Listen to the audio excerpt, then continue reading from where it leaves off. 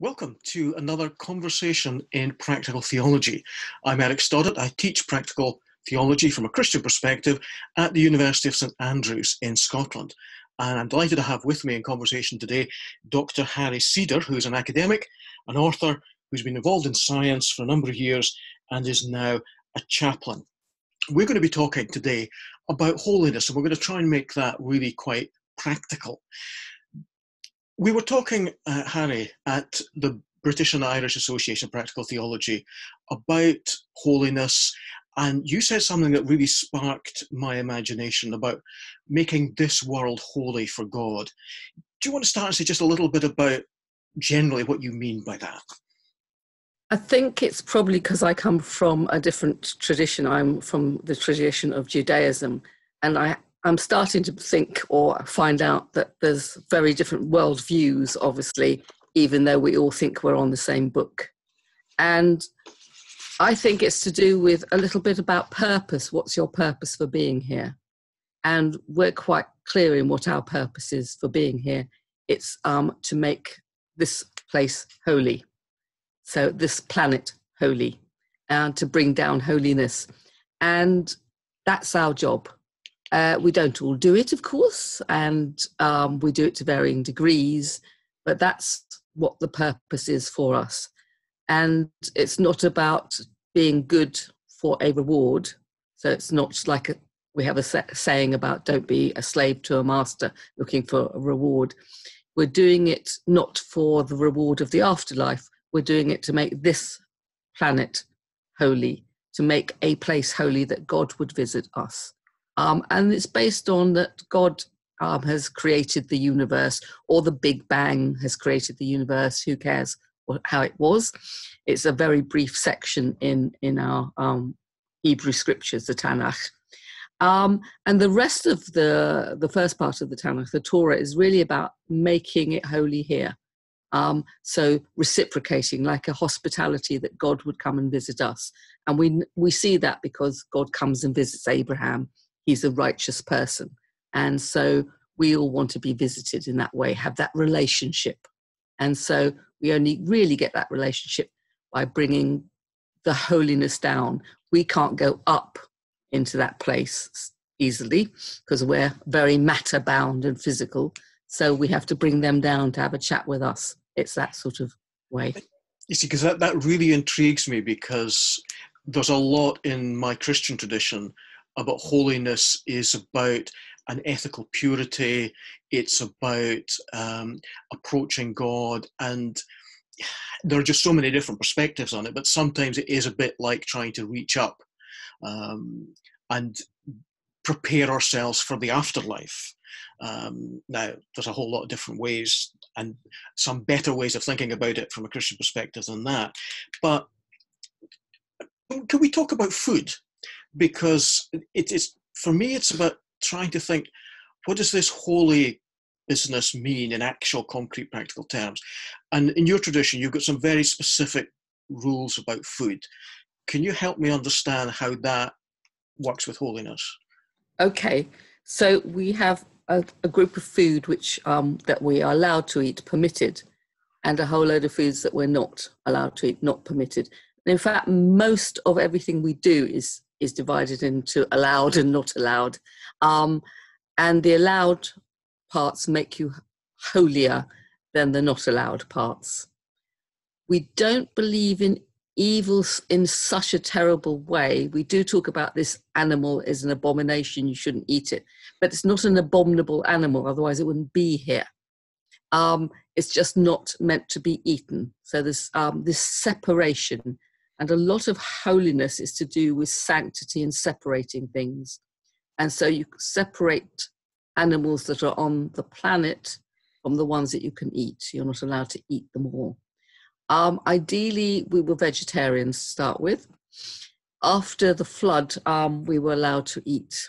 And I don't mean Jews, because before Abraham, there weren't any Jews. The first part of the Bible is just every man and woman. It's just people. And after Abraham, we start to make these rules. And by the time we get into Exodus, we're starting to make more rules. And then Leviticus is heavy, heavy duty rules on how to live together in a society, in a just society, in a holy society, a separate holiness. And so the food part is that nothing's really bad. It's just that some foods or some animals have a bigger husk around them. It's a very Kabbalistic idea that they have a husk around them that you can't click open with your digestive system to release the goodness that will make you be able to feed and get nutrition from them, because your body is holy too. We don't have a separate mind body. The body is the temple of the soul. It's a very important thing, and we're all made in the image and likeness of God. So we're all got this image to us. So some foods, it's called a sort of husk that you're not allowed, that you can't break through. And I suppose in biological terms, you'll say it's like you don't have the enzymes to digest something, and so you can't get the nutritious part of it. It's not that though. Sorry, yeah. Can I ask you there about when you say we shouldn't be eating the non-kosher animals? When you say we, do you mean Jews? Just Jews? But what does that mean for those of us that are not Jews, of any other faith or of none? Are those... You're not given those rules. So it's part of the being holy. We have a special relationship, but that comes with all these rules and regulations that we have to carry out to have that special relationship. You have other relationships. You're chosen for other things and to do other things, and you don't have the same rules. We have 613 rules, mitzvot they're called. Most people think about just the 10 commandments. There are actually 613, and they're all as important as each other. We don't have sort of grades of it's more important to do this than that. There are some that are easier than others. So the easiest one is you chase the mother bird away from the nest when you go to take the eggs, so that she doesn't see you taking the eggs. It's a sort of kindness and very easy thing to do. The hardest one to keep is honor your mother and your father. Right. Let's not branch off into that. We have worked that one out. But there's a whole conversation, yeah, on kosher. What you're permitted to eat and what you're not permitted to eat, and how you can eat it and how you can prepare it. You can't have meat and milk together. It says you can't cook them together. And so that's been developed in the oral Talmud and in traditional rabbinic teachings, that you not only can't cook, but you can't eat them together, because you mustn't derive a benefit from having cooked them together or eating them together. And it's to do with milk is to do with life, and meat is to do with death, and you don't mix the two together. It's simple. In my Christian tradition, if someone does something that is considered not holy, we might talk about them not being such a good Christian, and there's sort of grades. In popular Christian thinking, there are grades of holiness. Somebody's a bit more faithful to God than someone else. Is there that concept in Judaism about better Jews than other Jews? There's a hierarchy of people who think they are the most kosher, we'd call them probably, the most following the rules, and those who drift completely into the secular and don't follow the rules at all and wake up on Yom Kippur, the Day of Atonement, where you fast the whole day for 25, have a bacon sandwich or something. There's the whole spectrum of people in Judaism, just as there are Christianity and in Islam. I love the word nominal Christians. I want to use that in Judaism. There's people that call themselves culturally Jews. They sort of feel that they're part of a tribe, but they don't keep any of the religion, and they're the nominal ones. And then there's the ones that go absolutely to every moment of the day. They follow the rules from waking up in the morning, what prayer they say as they wake up, what they do, they wash their hands, there's a prayer for after going to the lavatory. I even went to a talk once on poo in the Torah, which was by an Orthodox rabbi. We discuss everything. So it goes through the whole thing of how you live your life. Every action in your day has a holy possibility to it, and you're trying to elevate it into that realm so that you're living in this world, and at the same time everything has a sort of reflection in a holy vein. So you bless every food you eat. We're very into food. My next question is probably going to betray more of my own Christian heritage than I'm comfortable with, but what are the consequences for a Jew who doesn't really diligently practice kosher holiness? Consequences in this life, consequences in the next life? Is that a framework that you would have? The consequences in this life is that a very Orthodox person wouldn't eat at their house and would be very wary of sort of being with them, because they would feel that they might be pulled away from their own faiths. But most of the very Orthodox ones are very, very strong in their faith. They're not going to... Mm-hmm. They're still included in. Everybody's included in. And so it's just, I wouldn't eat in somebody's house that wasn't kosher because I wouldn't know where the meat came from and things like that. So that's the only thing, really. They wouldn't keep Shabbat, so I wouldn't, we wouldn't be seeing each other. I wouldn't be talking on the phone. I wouldn't be working with them at that time. But the rest of the week I can, be friends with them and work with them and do whatever. I'm not there to prevent them. It's for them to find their own path, not for me. Everybody has their own path to God. Every religion has its own path. This is the Jewish way, and you can come into it at any level you want if you're a Jew. But it's an onerous task to keep 613 commandments.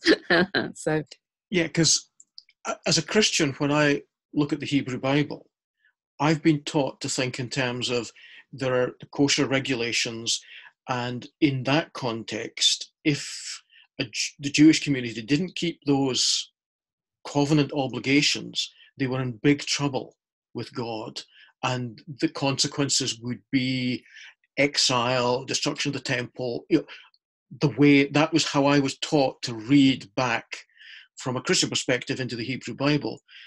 You're saying to me something really different or the same, or not quite the same. The reason that we would be exiled is if we lose faith in God or start worshipping other gods or religions. That's when we're exiled. And so we very much don't like people trying to proselytize us and change our religion, or change any, even Jews at the edge of Judaism, because we count everyone in. So if you look in the Bible, it tends to be very much about you turned away from me, about disloyalty. And the first commandment is, I am the Lord. We have a different order to you. I am the Lord your God. And that's it. And so the other 613 are for how to live between each other more than how to make holiness, how to be with God. A lot of them is just to bind a group together. So would it be appropriate to think in terms of holiness as loyalty to God and loyalty to other people? I think holiness is more about it's setting aside everyday things which you do in a particular way to make them as good as you possibly can, but you still have to earn a living, and you've got 6 days in which to do that and eat and do all your life. It's a separation though between things, and it's to do with trying to keep the relationship between each other and between God. So the first 5 commandments are called the vertical commandments because they're about going up and down, and the other 5 are the horizontal, about relationships between us.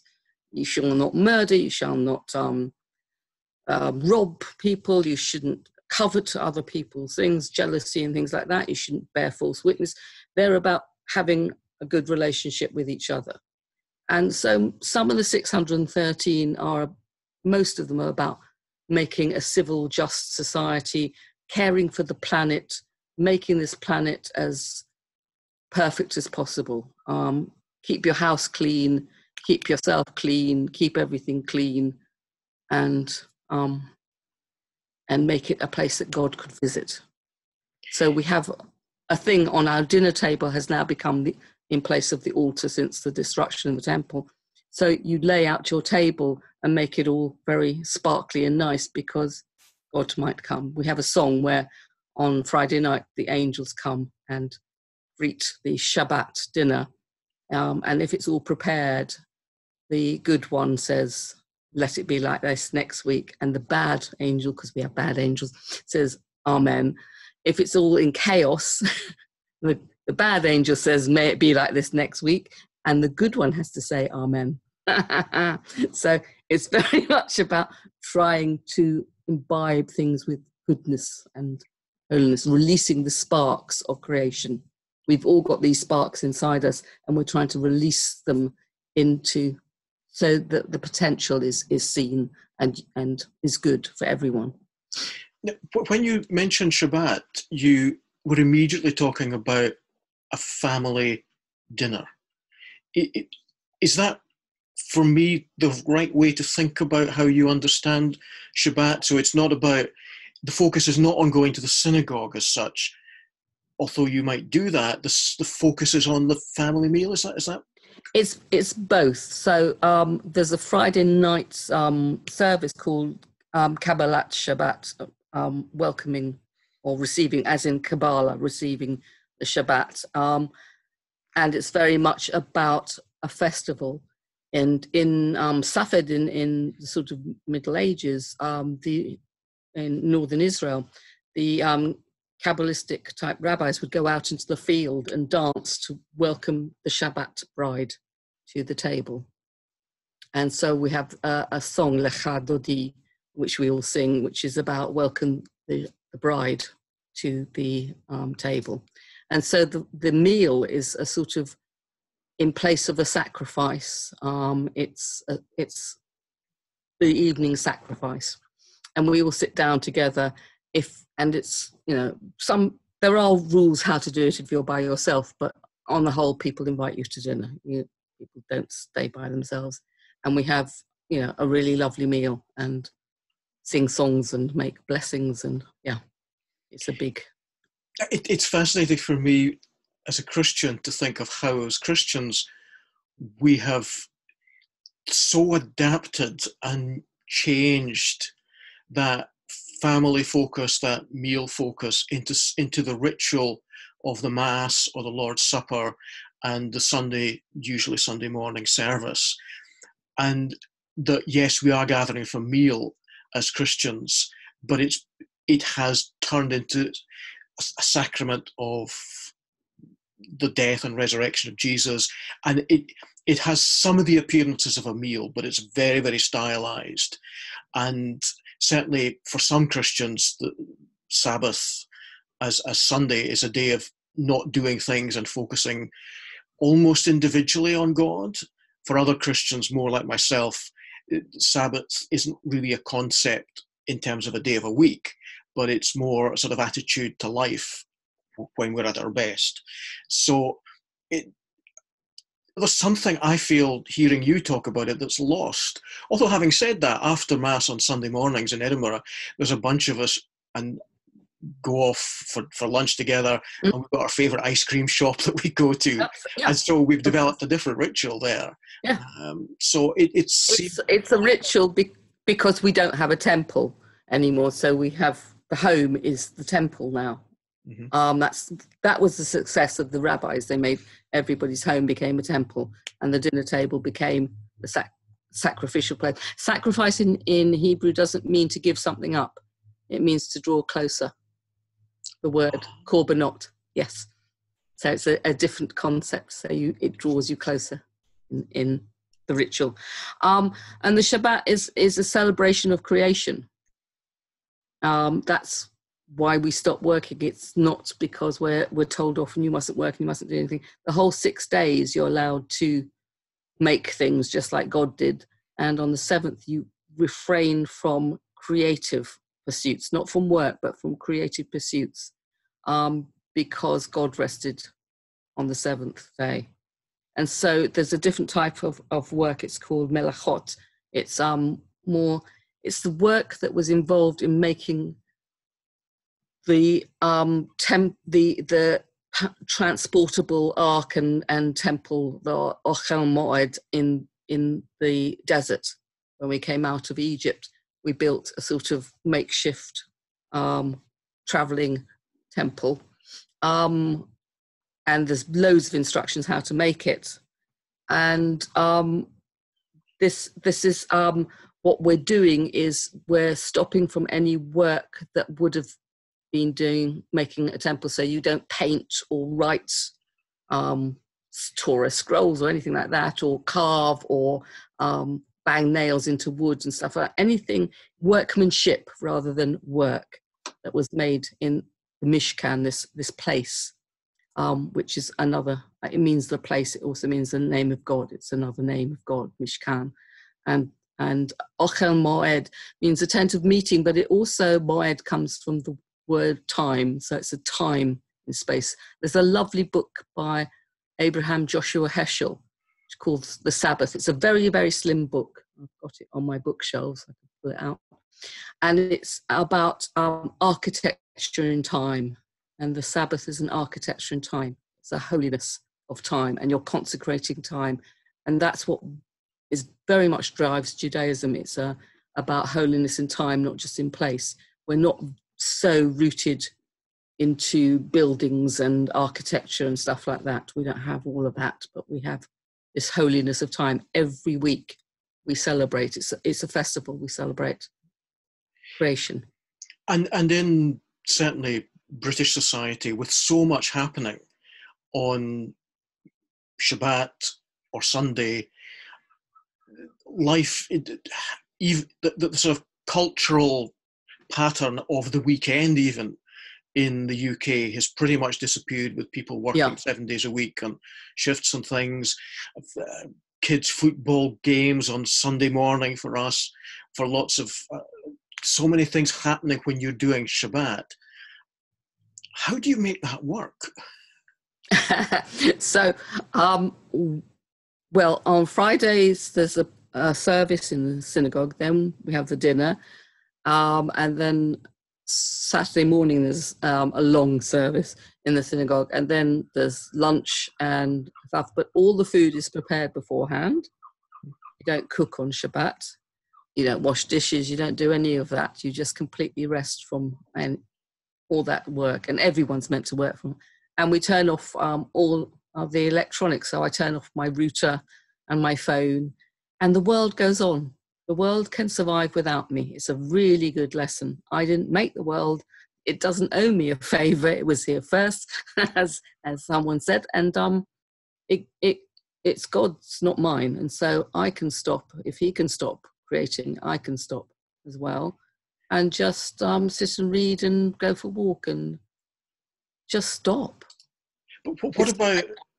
It's fantastic mental health as well. Yeah, and I'm thinking of kids at school, not in a Jewish school, but where there's going to be the football club on the Saturday morning. So much of the social sports activities are going to be Saturday. How do Jewish kids manage? They do their social activities on Sundays. Right. So this Saturday, we're going around to some friends who've been travelling afar, and they've got a baby of 2.5 who we like very much. She's very, very full of us and lively.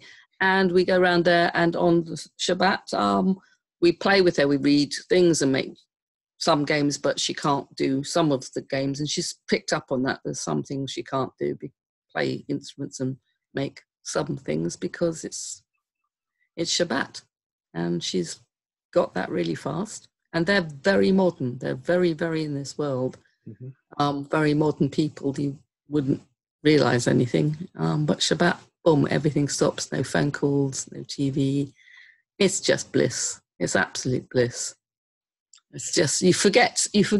When I was a kid, of course, Sundays were the most boring day of the week because everything was shut and there was nothing to do, and I felt sorry for people. But I don't feel like that about Shabbat, because I know it's a celebration of creation, it's something wonderful, and I can just sit and chat, and that's it. And also eat food, of course. Kosher food. It's very nice. Well, no, so, not all of it.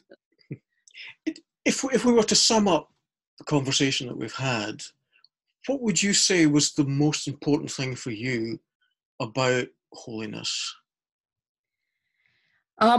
There's a wonderful term, it's not mine, about radical amazement, that you should wake up every morning. We say a prayer every morning about thank you for restoring my soul, because there's no reason why you should wake up. That actually being on this planet is amazing. It's totally amazing. You should be amazed by it. If you're a scientist, it's amazing that anything works. The more science you know, the more unlikely that a human gets born at all. I mean, just the likelihood of all those billions of cells coming together and these atoms that are out of the Big Bang. I mean, all of these atoms came out of the Big Bang. I'm really ancient. So I'm always amazed on both levels, as a scientist and as a Jew, about being alive, and this idea that God permeates through everything, absolutely everywhere, and that I just have to shut up and listen for him or her to be able to pick up on that connection between things, between the holy and the profane, that there is this connection, that they've all got these sparks in and they're just at different levels. And I'm just trying to either reach up or pull down levels to try and just reveal that amazing energy that's in everything, the spark. As a Christian practical theologian, I think what struck me most from our conversation has been the embedded practice, the doing things as holy, and such an emphasis on, as you've been talking, embodiment and this life, and just that shift for me as a Christian practical theologian to shift that horizon a bit more. So thank you so much, Harrie. This has been a pleasure for me to be involved in this conversation with you. And to our viewers and to our listeners, thank you for watching another conversation in practical theology. There'll be another one coming up in due course. But from me, Eric Stoddart, and from my colleague, Harrie Cedar, thank you. And I hope you'll see us again in due course. Bye-bye.